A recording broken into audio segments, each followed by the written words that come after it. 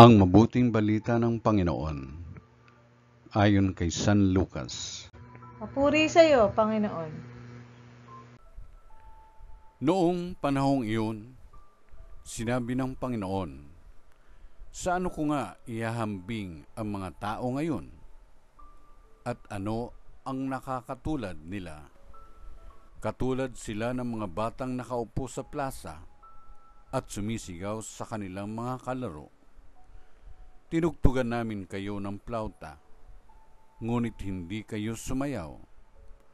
Nanambitan kami, ngunit hindi kayo tumangis, sapagkat naparito si Juan Bautista na nag-aayuno at hindi umiinom ng alak.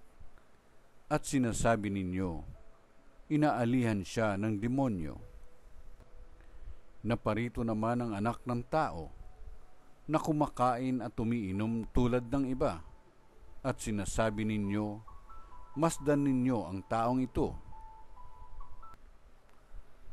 Matakaw at maglalasing, kaibigan ng mga publikano at ng mga makasalanan.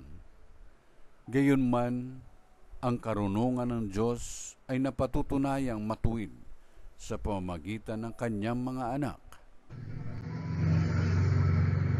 Ang mabuting balita ng Panginoon.